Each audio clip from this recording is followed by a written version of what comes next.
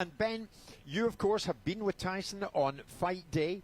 You know the guy back to front and inside out. Did he have a particular routine? No, not so much. I think it's important on a fight day, and I actually remember this when he boxed Otto Wallin. It's important for me that the fighters aren't just laying around all day, because you can start to feel lethargic. And I remember when he boxed Otto Wallin, I had to leave to go to the venue quite early because Isaac Lowe was boxing early on in the card. And I remember leaving the house and looking at everybody while Tyson was upstairs in bed and said, make sure he gets up and does something, go for a walk, go for something to eat. He's moving. Right. Because when you sit in about all day, you start to feel lethargic. And I remember in the change room, I remember as I left, I thought no one's going to say nothing to him and no one's going to get him up. And I knew when he come into the change room, he's feeling lethargic. And I just think it's important that you're up, you're doing something, you're not laying about waiting all day. And so sometimes he doesn't do what you ask him to do.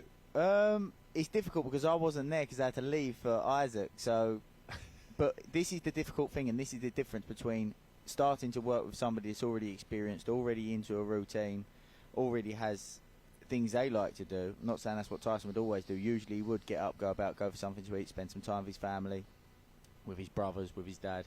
But on this occasion he was just lounging about all day and really saw the effects. But when you're working with prospects coming through, I like to often train the boys in the morning, actually do a workout in the morning, because that's what they do every single day through camp. Yeah. When is your work done, Ben? I mean, you get to fight night, but it's far from done then. Is it only after the fight is concluded that you finally relax? I always say proper preparation doesn't stop until the first bell. That's just preparation. Then, the work starts.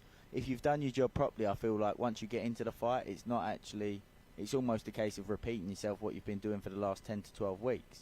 The work should well and truly already be done by that point. But preparation certainly doesn't stop until the first bell. Simon, we're agreed on this. Fury's intriguing. He keeps on saying, this is it, this is the final fight. Yeah. It's not, is it? No, I don't think so. I mean, I think ultimately he told us earlier on, after he beat Wilder for the third time, I think he beat him all 3 times, that he had 5 fights he wanted to take and wanted to conclude his career. And one of them was at the end fight was giving Derek Chisora a payday. But he listed off who he wanted to fight, and those fights still have to be won. If we're going to make a case, which we do regularly, for generational fighters, he probably needs to defend his belt a few times. Beating Dillian tonight is that particular example, an opportunity. Going on from Dillian on Saturday, and fighting Alexander Usyk and Anthony Joshua and cleaning up the division as it stands is probably what Tyson Fury will do. Even his own dad said the other day, this guy's going to fight and fight and fight. This is what he does. He is. He might take a breather and say, no, I'm not going to do that, but he'll come back. Sam is right on that, Ben.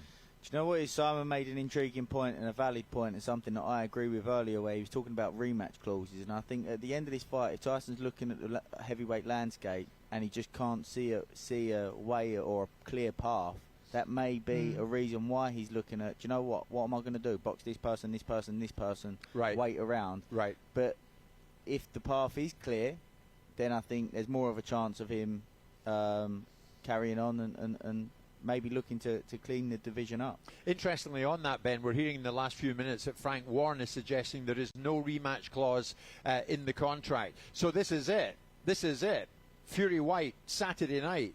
You want to watch it? You want to listen to it? This might be your only chance. Jim White and Simon Jordan. Monday to Friday mornings from 10. On AM, on DAB, via the talkSPORT app and on your smart speaker. talkSPORT.